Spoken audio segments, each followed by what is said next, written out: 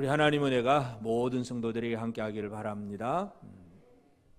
우리가 예수를 깊이 생각하자, 이것이 올해의 표이고, 그 예수를 생각하는 사람이, 예수를 제대로 아는 사람이 예수를 향하여 제일 첫 번째 나타나는 것이 바로 믿음이라고 하는 것입니다. 그래서 히브리서 11장을 우리가 흔히 믿음장이다, 그렇게 이 제목을 붙입니다.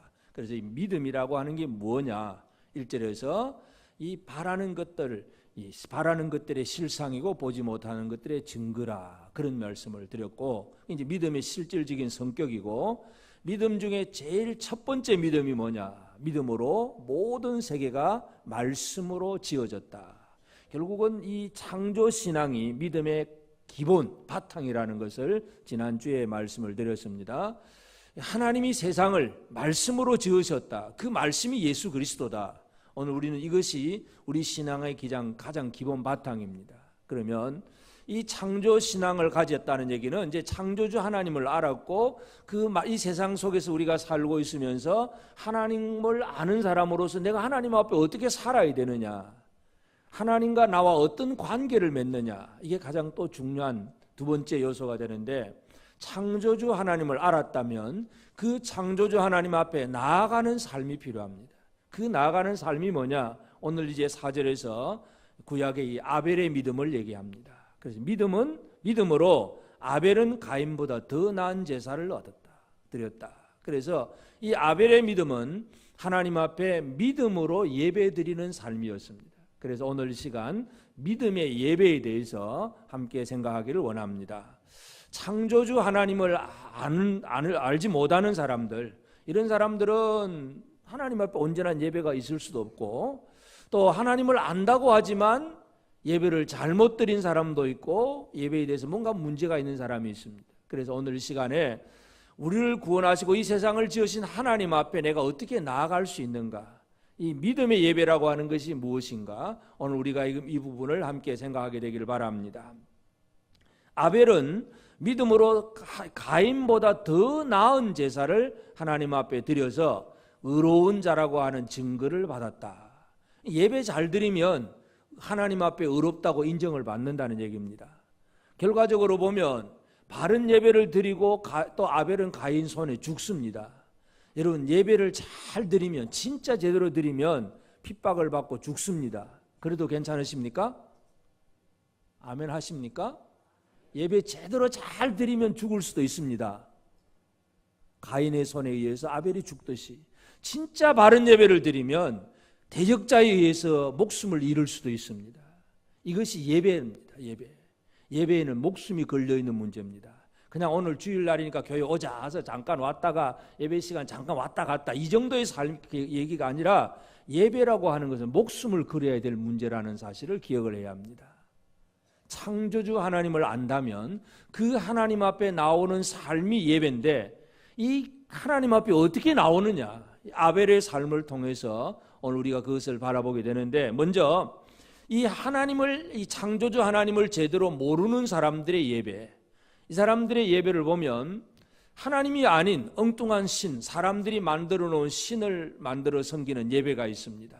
세상의 모든 종교들, 여러 가지 많은 종교들이 있습니다. 그래서 성경에도 보면 우상 숭배자들 얘기가 참으로 많이 나오는데, 가장 대표적인 예로 갈멜산 꼭대기에서 엘리야와 바알과 아세라 선지자 850명과 850대 1의 대결, 이 대결의 예배를 우리가 한번 보면, 이 이스라엘 왕 아합이 하나님을 잊어버리고 바알이 참신하라고 신이라고 얘기하고 온 이스라엘 백성들이 이제 바알을 섬기게 되었습니다. 엘리야가 그것을 바라보고 3년 6개월 동안 비가 오지 않도록 기근을 선포한 다음에 그 다음에 이제 그들의 선지자를 이제 다 불러 모아가지고 갈멜산 꼭대기에서 한번 시합을 합니다. 너희가 섬기는 신이 참신인지, 내가 믿는 여호와 하나님이 참신인지 누가 진짜냐 한번 보자 이거예요. 그래서 이 제물을 갖다 놓고 불은 붙이지 말고 기도해서 하늘에서 불이 떨어지게 하자. 하늘에서 불을 내려주는 그분이 진짜 우리 기도를 들으시고 예배를 받으시는 참신이 아니겠느냐.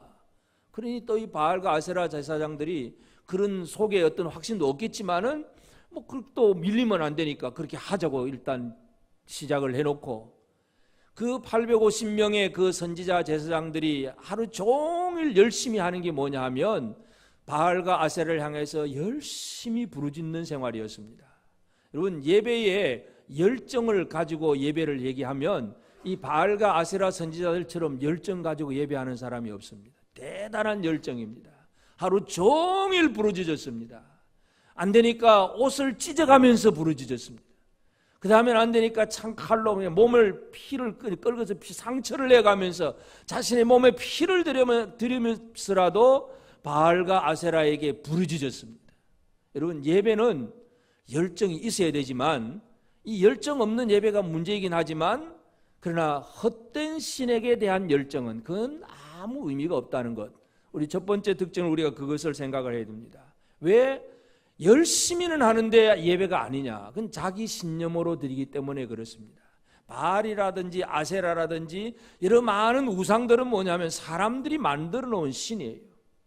예를 들어서 애굽 사람들이 금송아지 우상을 섬깁니다. 송아지가 왜 우상이 되느냐? 신이 되느냐? 농사를 짓다 보니까 송아지만큼 필요한 동물이 없어요. 소만큼. 늘 소의 힘을 의지하게 살잖아요. 소의 힘. 그러니까 소의 힘을 의지하게 살다 보니까 이 소가 숭배의 대상이 되어버린 거예요. 소가 없으면 농사를 못 지으니까. 아주 요즘 현대어로 말하면 요즘 뭐가 없으면 못 삽니까? 뭐니 해도 뭐가 없으면? 뭐니 해도 머니가 없으면 안 된다. 세상 사람들은 돈의 힘, 만몬, 이 돈의 힘. 이게 우상이에요, 우상. 사람들은 그렇게 우상을 만들어 놓고 그 앞에서 부르짖고 복 달라고 애를 쓰고 있습니다. 복 줄 것이라고 믿는 것이 자기 신념이에요, 신념. 하나님을 향한 신앙이 아니라 내 속에서 가지고 있는 신념을 가지고 내가 이렇게 열심히 하면 될 거야. 할 수 있다. 하자, 해보자. 신념을 막 불러일으키면서 열심히는 하는데 하나님 없는 예배, 그것은 아무 의미가 없습니다. 열심히 하루 종일 시간 허비하고 자기 모든 몸까지 상하긴 하지만 결국은 헛된 예배가 되고 말고 아무런 응답이 없는 그런 삶이 되어버립니다.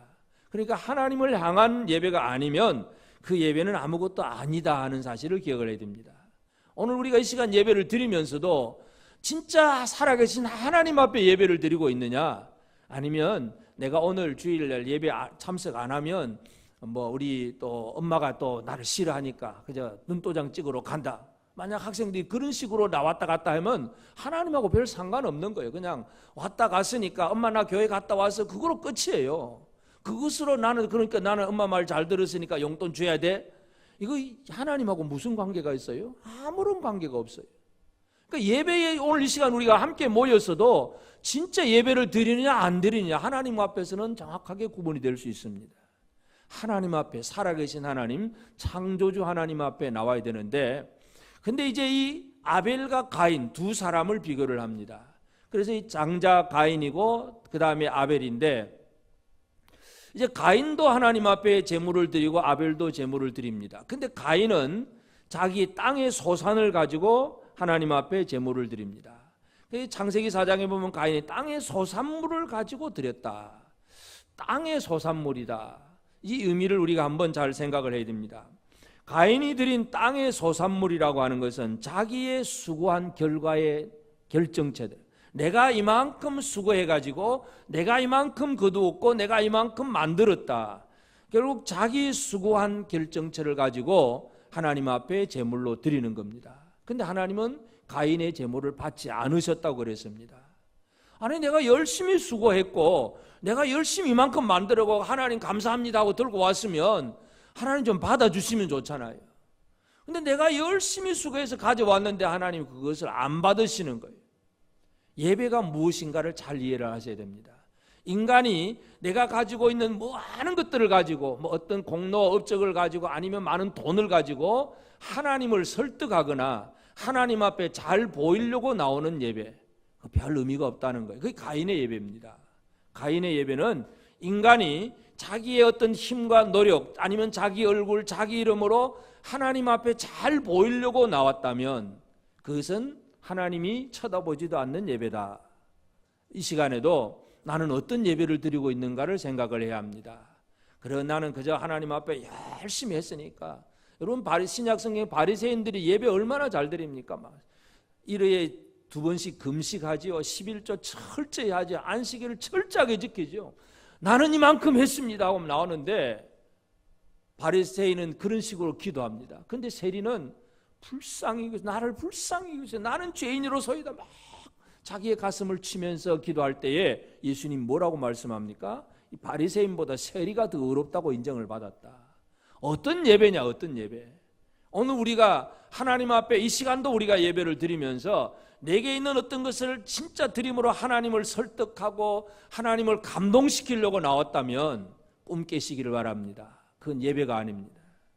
내가 아무리 뭔가 열심히 해도 하나님 그거 보고 감동받으시는 분이 아니십니다. 가인의 제사가 그것입니다.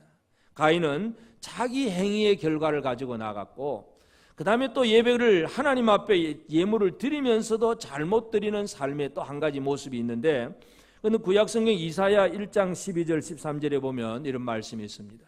너희가 내 앞에 보이러 오니 이것을 누가 너희에게 요구하였느냐? 내 마당만 밟을 뿐이니라.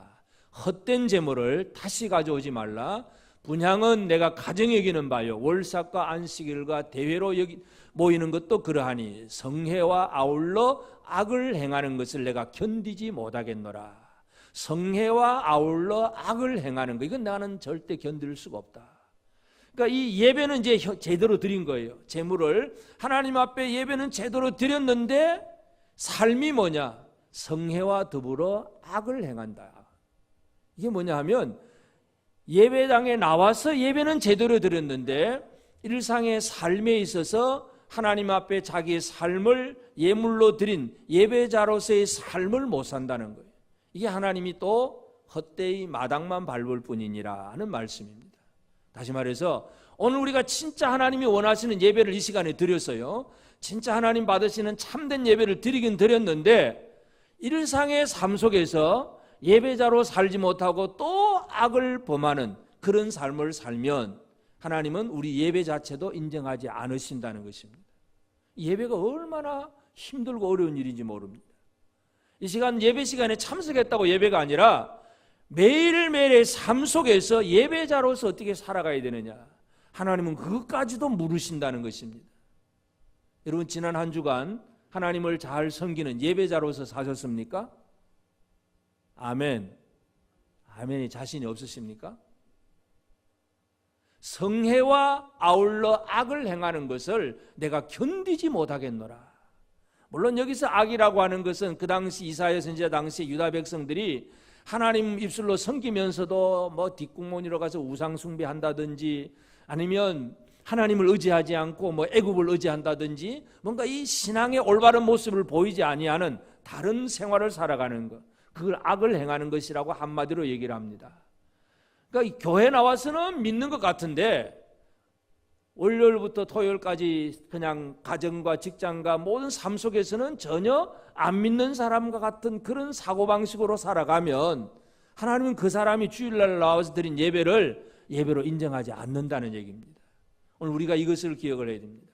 이런 상황 속에서 그러면 아벨이 믿음으로 가인보다 더 나은 제사를 드렸다고 했는데 어떻게 하는 것이 믿음의 예배냐? 아벨의 예배, 아벨의 믿음이 무엇인가를 우리가 살펴볼 필요가 있습니다. 아벨은 제일 첫 번째는 하나님과의 그 깊은 관계 속에서 예배를 시작한다는 것. 물론 가인도 하나님 앞에 제물 드리고 아벨도 드렸으니까 가인도 하나님을 안다고는 볼 수 있죠. 가인이 하나님을 전혀 모르는 사람은 아닙니다. 그런데 결과를 놓고 보면 하나님은 가인의 제물을 안 받았다는 얘기, 아벨의 제물은 받으셨다는 얘기를 보면 가인이 아는 하나님과 아벨이 아는 하나님은 뭔가 좀 차이가 있다는 것을 알 수가 있습니다.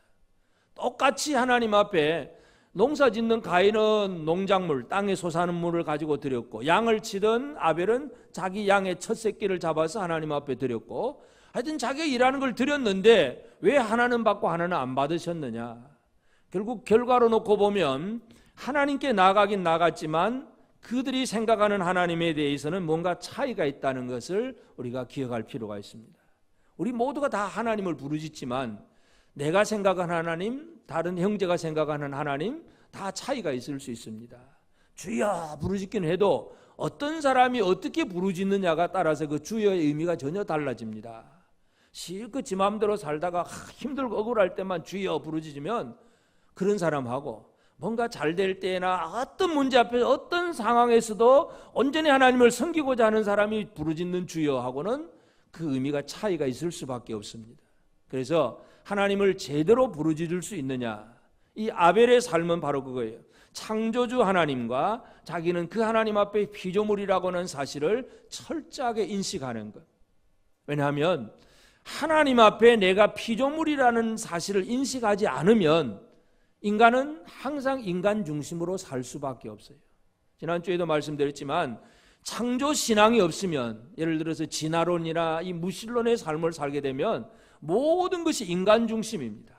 인간이 최고의 결정권을 가지고 모든 것이 인간의 생각대로 모든 일을 해나가야 됩니다. 지금 이 시대가 그렇잖아요. 예를 들어서 인권이라고 하는 단어 하나만 갖다 붙이면 그 안에 모든 것들도 다 그냥 막 용납이 되어버립니다. 예를 들어서 뭐 성소수자의 인권, 그게 결국 그 아주 듣기 좋은 말인데 결국 그 말의 결과가 뭐겠어요? 성소수자의 인권, 그 인권을 차별하지 말라요. 차별금지법, 그 차별하면 죽는다 이거죠. 지금 영국에서는 그런 동성애에 대해서 이것이 죄라고 그렇게 설계하면 감옥 간다 그래요. 한국에도 마찬가지. 지금도 뭐 서울 뭐 헌장에도 뭐 박원순 시장이 그렇게 만든다고 하는데, 여러분 이 세상이 그렇습니다. 사람의 인권이 최고이지 하나님은 전혀 없는 그런 시대. 이게 이 세상의 모습이에요.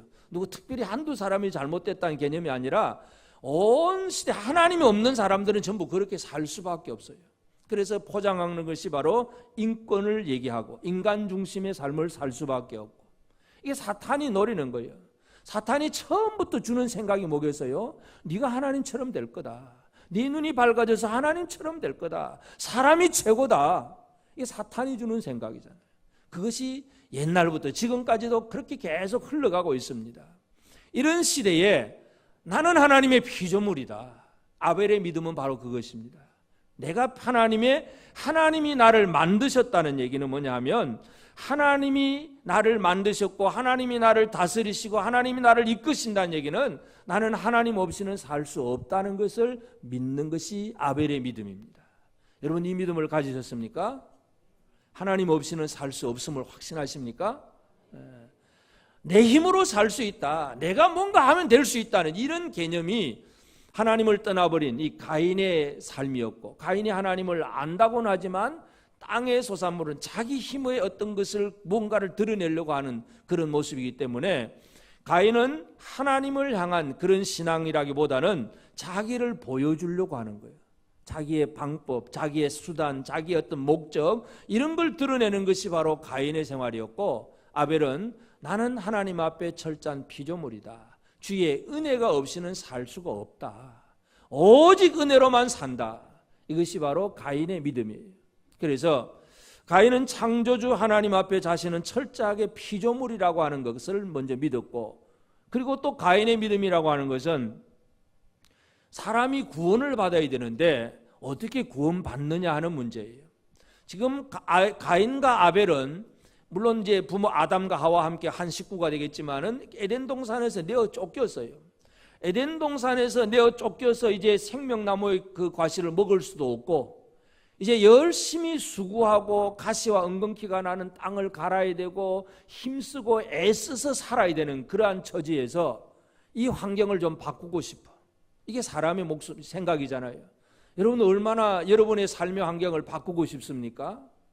가난한 환경에 사시는 분들은 그냥 가난을 즐기십니까? 그 가난을 벗어내 보려고 애를 쓰십니까? 그냥 가난해도 괜찮으십니까? 즐기십니까? 몸이 아프신 분들은 그 질병을 즐기십니까? 우리 사람들은 우리의 삶의 모든 환경을 느끼면서 보다 나은 삶의 환경, 좀 더 잘 살고 좀 더 건강하게 살고 좀 더 오래 살고 좀 더 멋있게 살고, 하여튼 이 환경을 어떻게 하든지 만들어 보려고 애를 쓰잖아요. 이게 우리 사람들의 노력이에요. 여기서 우리가 이제 나누어지는 것이, 인간이 에덴 동산에서 내어 쫓겨서 지금 고생하면서 살아가고 있는데 이 삶을 어떻게 바꿀 수 있느냐. 내 힘으로 열심히 하면 된다고 믿는 것이 가인의 생활이고, 오직 주의 은혜로만 가능하다고 생각하는 것이 바로 아벨의 믿음입니다. 우리가 이 아벨의 믿음은 인간은 스스로를 자기를 구원할 수 없다는 사실을 분명하게 생각을 하고 있습니다. 여러분, 자기 스스로를 구원할 수 있습니까? 자기 스스로 구원할 수 있다면 병원 의사는 안 죽어야 되죠. 모든 병을 다 고쳐야 되죠. 아무리 인간의 능력이 출중하게 뛰어나도 자기를 구원할 수 있는 사람은 아무도 없고, 자기를 천국으로 들어가게 할 수 있는 사람은 아무도 없습니다. 우리가 이 땅에서 열심히 수고함으로 경제적으로 조금 나아지고, 아니면 늘 걸어 다니는 사람이 이제 돈 좀 벌어가 자동차를 하나 사면 편리하게 빨리 왔다 갔다 하는 그런 정도는 있을 수가 있지만, 우리의 삶이 하나님 앞에 구원받는 생활, 생명나무의 과실을 먹는 그런 삶으로 바꿔놓을 수는 없습니다. 구원은 사람이 만드는 것이 아니라 오직 하나님께 있습니다. 다윗의 신앙도 마찬가지예요. 시편 3편 8절에 보면 구원은 여호와께 있사오니 주의 복을 주의 백성에게 내리소서. 다윗이 철저하게 믿는 믿음이 그거예요. 구원은 여호와께 있사오니. 아벨이 가진 믿음이 구원은 오직 하나님께 있다. 그렇기 때문에 가인과 아벨의 차이점은 하나님을 아는 것 같지만 그 하나님이 우리를 구원해 주실 것이라고 하는 기대감이라든지 구원의 하나님에 대한 확신은 전혀 다르다는 사실을 기억을 해야 됩니다. 그래서 하나님 앞에 피조물인 것, 그리고 내가 내 스스로는 구원받을 수 없고 오직 하나님의 은혜로 말미암아 구원받는다는 것, 이것을 아벨은 분명히 믿고 있습니다. 그러면 아벨의 믿음이 가장 중요한 것은 뭐냐 하면, 창세기 4장 4절에 이제 아벨이 하나님 앞에 드린 것, 아벨은 자기도 양의 첫 새끼와 그 기름으로 드렸더니 여호와께서 아벨과 그의 제물은 받으셨다. 아벨 양의 첫 새끼와 그 기름을 드렸을 때 아벨과 그 기름을 받으셨다. 이게 이 아벨이 드린 제물입니다. 그러면 이 양의 첫 새끼를 드린 이 의미가 무엇인가를 우리가 잘 알 필요가 있습니다. 땅의 소산물이 아니라 양의 첫 새끼를 드렸다. 여러분, 아벨이 직업이 양을 치는 사람이었습니다. 그런데 우리가 요즘 양 그러면 우리 한국 사람들은 별로 잘 안 먹습니다. 지난 주간에 이제 중국을 갔다 왔을 때 중국 사람들 그 동북 쪽에는 양고기가 참 많습니다. 양고기 샤브샤브도 맛있고요. 여러분 한번 가보면 아주 맛있습니다. 우리는 양고기 그러면 좀 냄새 나는 것 같은 그런 느낌인데 아주 맛있습니다. 양은 음식입니다. 음식. 양고기는 사람들이 먹을 수 있도록 하나님 주신 거예요. 근데 고기는 언제부터 먹습니까? 창세기 성경에 보면 인간이 에덴 동산에서부터 뭔가 하나님 과실을 먹게 하셨는데 그 다음에 쭉 살다가 고기는 언제부터 먹습니까? 고기 언제부터 먹은지 모르세요? 고기가 언제부터 먹은지 모르는 분은 이제 오늘부터 고기 드지 마세요. 사람이 홍수에서 노아 홍수 이후에 하나님이 노아에게 이제 고기를 먹되 피 있는 채로 먹지 말라 그런 말씀을 하셨어요. 그 홍수 이전에는 고기도 안 먹고 살았어요. 그러면 아벨 시대는 당연히 고기는 음식물이 아닙니다. 근데 먹을 것도 아닌 그 양을 왜 그렇게 열심히 치고 있을까요? 가인 생각에 자기는 지금 수고하고 땀 흘려 뻘뻘 그 땀을 흘리며 농사를 짓잖아요. 옛날에 트랙터가 있었겠어요? 기계가 있었겠어요? 그냥 막대기 하나든지 아니면은 돌멩이든지 그런 완전 맨손으로 농사 짓다시피 하는데 하나님 벌 준다고 막 가시에 엉겅퀴 막 자라나게 하시니까 하루만 지나가면 또 잡초 생기지 엉겅퀴 생기지 얼마나 힘들겠어요. 근데 이 동생 아벨은 뭐 하는 거예요? 양 친다고 양 몇 마리 몰고 저 그늘 밑에 앉아서 가만히 누워서 놀고나 있는 것 같고, 가인이 진짜 열받을 일이지요. 그렇게 열심히 했는데 그래서 자기는 감사 제물을 드렸는데 하나님 안 받으시고, 아벨은 자기 기르는 양 새끼 중에 한 마리 드렸는데 하나님 받으시니까 가인이 열받지요. 기분 나쁘다고 동생을 때려 죽여지. 근데 아벨의 제물이 왜 하나님 앞에 받으시느냐? 우리 그 의미를 기억해야 됩니다. 양을 음식은 아니지만 에덴 동산에서 아담과 하와를 하나님이 내보내실 때에 가죽 옷을 지어 입히셨더라. 가죽 옷. 그리고 가죽 옷이라고 하는 것은 양인지 소인지 정확하진 않지만 하여튼 어떤 한 마리의 짐승이 죽어야 가죽이 나오는 것입니다. 사람이 죽어야 되는데 이 죽어야 될 사람을 당장 그 자리에서 죽이지 아니하고 에덴 동산에서 내어 쫓으면서 가죽 옷을 지어 입혔어요. 아벨이 깨닫고 아벨이 믿는 바는 뭐냐? 우리 사람이 죽어야 되는데 뭔가 대신 죽는 것이 있구나. 이 양이 죽었구나. 아벨은 그 양을 기르기 시작을 하고, 그리고 그 옷을 입을 때마다 우리가 사는 것은 내 힘으로 사는 것이 아니라 하나님이 주신 이 옷, 가죽 옷, 이것 때문에 사는 것이구나. 아벨의 믿음은 바로 그것입니다. 아벨은 우리가 산다는 것은 결코 내 힘으로 수고해서 열심히 노력해서 사는 것이 아니구나, 이거 깨닫는 것. 그래서 하나님이 세우신 구원의 방법, 하나님이 세우신 구원의 길이 뭔가를 아벨은 분명히 믿는 것입니다. 열심히 수고하고 애를 써서 농사를 많이 지어서 배불리 먹고 사는 것, 그게 구원이 아니다는 얘기죠. 그것은 가인의 생각이고, 아벨의 생각은 하나님이 우리를 살려주신 방법이 뭐냐, 그것을 깨닫는 것입니다. 한 마리의 짐승을 죽여서 그 가죽을 벗겨서 사람에게 옷을 만들어 주셨다는 얘기는 결국 우리 사람으로서는 살 수 없지만 이 뭔가 이 옷을 입혀 주심으로 우리가 산다. 그 희생된 한 마리의 피를 흘려 죽는 희생의 죽음을 통해서 우리가 산다는 것, 이게 바로 아벨의 믿음입니다. 오늘 우리가 어떻게 살 수 있습니까? 우리 이미 신약시대 성도들이니까 이제 다 알고 있죠. 우리는 어떻게 사십니까? 어떻게 여러분 이 세상을 살고 계십니까? 누구 때문에? 날 위해 죽으신 예수 때문에 사는 것 믿으십니까? 옆 사람에게 그런 얘기 합시다. 나는 예수 때문에 사는 사람입니다.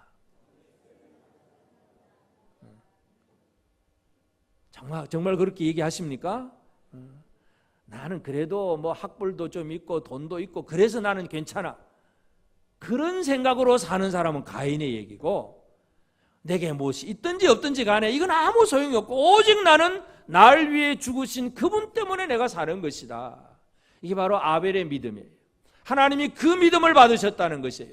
예배를 받으시는데 어떤 것을 받으시느냐? 우리가 많은 것을 가져왔다고 하나님이 야 이거 많은 거 헌금 많이 했구나 기분 좋다. 하나님 절대 그러신 분이 아니십니다. 그렇다고 이제 이거 헌금 안 해도 되겠네 그런 생각하면 또 이상한 사람이 되지만, 진짜 감사함으로 나오는 건 하나님 또 기뻐 받으시는데 그게 뭐가 필요하냐? 믿음이 필요하다는 얘기. 믿음. 예수 그리스도가 날 위해 죽으셨다는 것. 예수를 향한 믿음이 없이는 우리가 무엇을 드려도 하나님은 그것을 받은 척 하지도 않으십니다. 그래서 아벨의 믿음이라고 하는 것은 하나님 앞에 나는 철저하게 피조물인데 내 스스로는 구원할 수가 없다. 근데 하나님이 우리에게 구원의 길을 주셨는데 누군가의 희생을 통해서 그의 죽음을 통해서 우리가 살아났다. 이걸 깨닫는 것이 바로 아벨이 믿음으로 가인보다 더 나은 제사를 드린 얘기입니다. 오늘 우리는 이 사실을 분명히 기억을 해야 됩니다. 그래서 이제 우리가 이 아벨과 같은 이 예배를 제대로 드리는 믿음이 우리에게 필요합니다. 창조 신앙 다음에 그 다음에 필요한 것이 바로 이제 예배 신앙, 예배를 어떻게 드리느냐. 그래서 예수님은 우리에게 예배를 어떻게 가르쳐 주셨는가, 예수께서 가르쳐 주신 믿음의 예배에 대해서 우리가 살펴봐야 됩니다. 제일 첫 번째가 요한복음 4장에 나오는 사마리아 여인과 예수님과 대화 속에서 예수님 주시는 말씀입니다. 이 사마리아 사람들은 유대인들이 생각할 때 이는 인간도 아니다 그래서 유대인들은 사마리아 지역에 들어가지도 않습니다. 근데 예수님은 그 사마리아에 들어가셔서 우물가에 앉아서 사마리아 여자가 나와서 물 깃는 거 기다렸다가 여자 보고 물 좀 달라고 말을 시작을 하고, 그러니까 첫 번째 대답이 왜 유대인 남자가 사마리아 여자 나한테 물 달라고 하느냐, 이상하게 생각할 정도로 그 시대는 그런 시대인데 예수님은 사마리아 여자를 만나고 그리고 자신이 주는 물을 생수를 마시면 영원히 목마르지 않을 거다 그런 얘기 쭉 하시면서 마지막으로 여자가 질문을 합니다. 우리 사마리아 사람들은 그리심산에서 제사를 드리고 당신 유대인들은 예루살렘 성전에서 제사를 드리는데 어디서 드리는 게 진짜 예배냐? 어디서 드려야 진짜 하나님이 받으시느냐? 이 예배의 장소에 대해서 사마리아 여자가 묻습니다. 그때 예수님 주신 대답이 뭐냐? 요한복음 4장 23절 24절에 보면 아버지께 참되게 예배하는 자들은 영과 진리로 예배할 때가 오나니 곧 이때라. 아버지께서는 자기에게 이렇게 예배하는 자들을 찾으시느니라. 하나님은 영이시니 예배하는 자가 영과 진리로 예배할지니라. 예수님의 대답이 그것입니다. 어디서 드려야 진짜 예배냐? 예루살렘 성전이냐? 그리심산이냐? 나름대로 성전은 구약의 이스라엘 유다 사람들의 그 어떤 성전 개념 속에서 열심히 하나님의 성전이라고 하는 정통성의 의미를 가지고 있습니다. 사마리아 사람들도 사마리아 사람이라는 것이 북이스라엘이 망하고 이스라엘과 이방인들이 섞여서 살던 혼혈 민족이 되었기 때문에 사마리아 사람이라고 얘기를 하는데, 이 사마리아도 옛날로 다윗 시대나 그 옛날로 치면 전부 이스라엘 지경 안에요.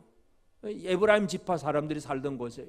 그러니까 이 예루살렘이냐 이 사마리아냐 둘 중에 하나, 누가 진짜 성전이냐 이거예요.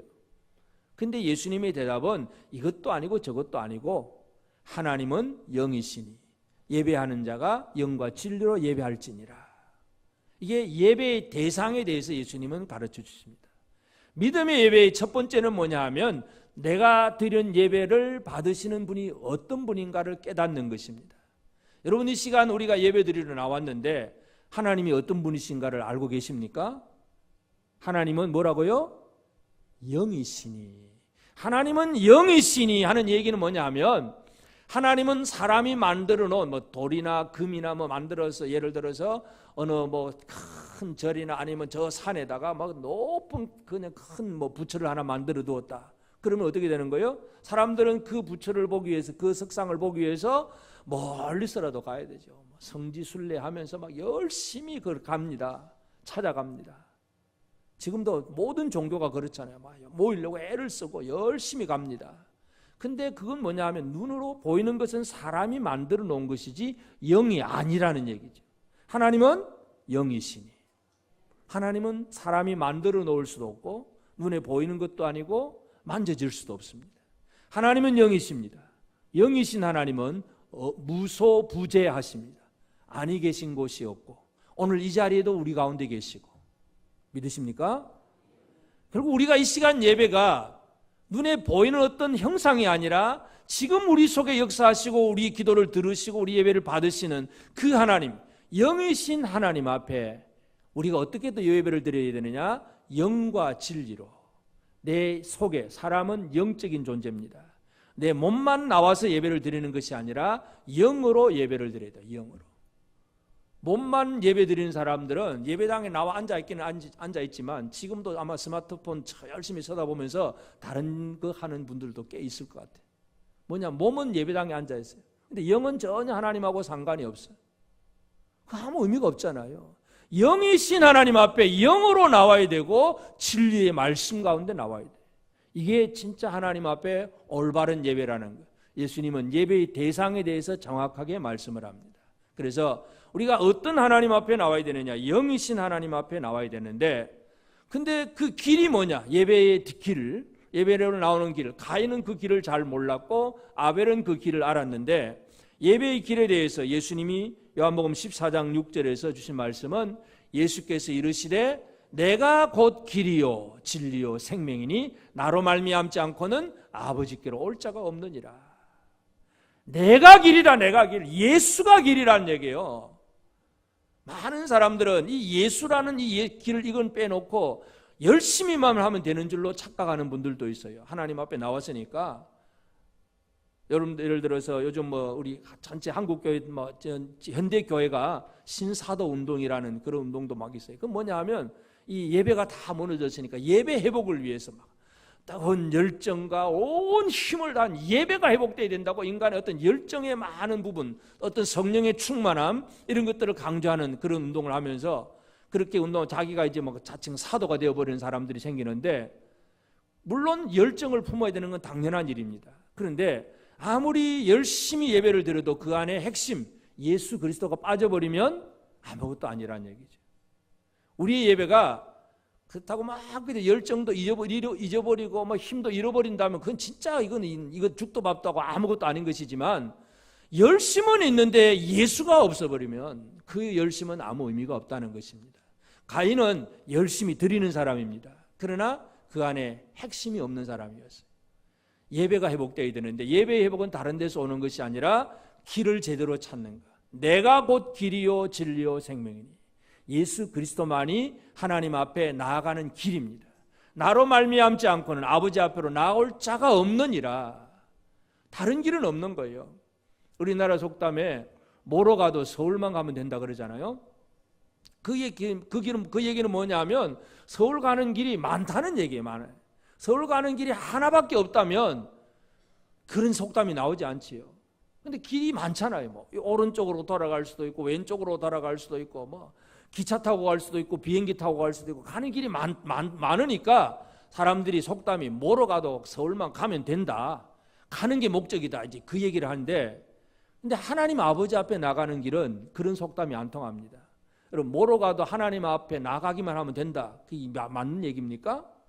세상의 종교는 그런 얘기를 합니다. 세상의 종교들은 WCC 뭐 교회 연합 일치 운동하는 사람들은 모여가지고 하나님 앞에 가려면 기독교는 이 등산 가는 것처럼 A 코스로 올라가면 되고 불교는 B 코스로 올라가고 유교는 C 코스로 올라가서 결국은 정상에서 만날 건데 뭐 우리 땅에서 뭐 그렇게 니만 잘났다고 그럴 수 있냐? 왜 기독교는 꼭 예수만 구원이라고 주장하느냐?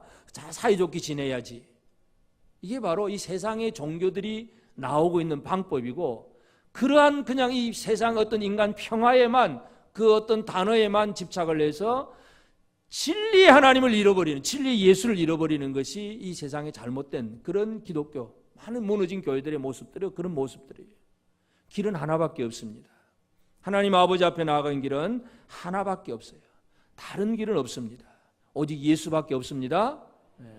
이 길로 나아가야 되고 그 길로 나아갈 때에 예수께서 주신 제자들에게 뭘 주시냐? 그 길로 나아갈 때에 가장 필요한 것 하나 들고 나가게 하셨어요. 그 들고 나가게 하신 것이 뭐냐? 요한복음 16장 26절 27절에 보면 그날에 너희가 내 이름으로 구할 것이요 내가 너희를 위하여 아버지께 구하겠다 하는 말이 아니니 이는 너희가 나를 사랑하고 또 내가 하나님께로부터 온 줄 믿었으므로 아버지께서 친히 너희를 사랑하심이라. 그날에 너희가 내 이름으로 구할 것이요. 아버지 앞에 나가서 어떻게 구하느냐? 내가 왔습니다 해봐야 하나님은 또 받아주시지도 않아요. 하나님은 어떤 사람을 받아주는 누구 이름으로 왔냐? 누구 이름으로 왔느냐가 정확해야 하나님은 받아주십니다. 오늘 우리가 요즘 택배 많이 보내고 또 받잖아요. 자주 택배를 받다 보면 어떤 때는 이 보내신 사람, 보낸 분이 누군지 명확하지 않을 때가 있어요. 예를 들어 뭔가 하나 받기는 받았는데 분명히 이제 수치는 뭐 교회 이름도 있고 주소도 있고 내 이름도 있는데 보낸 사람이 누구인지 몰라. 이거 참 이거 뭐 도대체 받아야 될 건지 안 받아야 될 건지 내 이름이 있으니까 분명히 받기는 맞는데 누가 누군지 몰라. 나중에 이제 막 이리 소문 듣고 이리저리 아름아름해서 알아보니까 아무개가 보낸 건데 자기가 직접 안 보내고 저 시골에 있는 누구를 통해서 보내니까 그 사람이 자기 이름으로 보내니까 내가 누군지 알 수가 없잖아요. 여러분 하나님은 누구 이름으로 온 것만 받으신다고요? 예수 이름으로 온 사람만 받으십니다. 그래서 예수님은 제자들이 너희가 내 이름으로 구해라. 내 이름으로 구해라. 예배의 능력이 예수 이름에서 나오는 것입니다. 오늘 우리 시간 예배가 내가 잘났다는 나의 얼굴, 나의 공로가 아니라 나는 예수로 말미암아 구원받은 사람입니다. 나는 예수의 사람입니다. 예수의 이름으로 아버지 앞에 나올 때에 이것이 하나님이 받아주시는 예배입니다. 세상에 훌륭하고 위대한 이름 많지만 하나님이 인정하시는 이름은 하나밖에 없습니다. 예수 이름밖에 없습니다. 예수 이름으로 나가야 합니다. 옆 사람에게 한 번 더 얘기합시다. 나는 예수 이름으로 아버지께 나가는 사람입니다.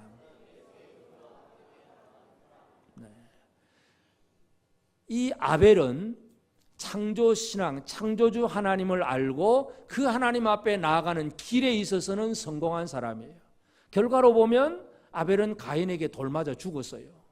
예배 잘 드리고 돌 맞아 죽으니까 참 억울하다고 생각되지만 그러나 성경은 뭘 얘기를 합니까? 그는 더 나은 증거를 얻었으니 하나님이 그 예물에 대하여 증언하심이라.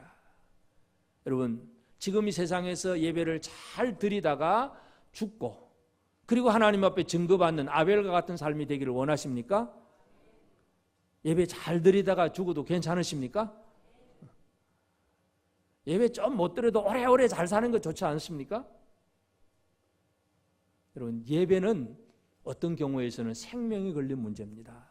제대로 하나님을 향한 온전한 예배를 드리면 그것을 방해하는 사탄에 의해서 공격을 받습니다. 그래도 우리는 물러서지 않아야 합니다. 아벨과 같은 온전한 예배의 신앙을 가지고 믿음의 예배를 드릴 줄 아는 우리 모두가 꼭 되어지기를 바랍니다. 아멘.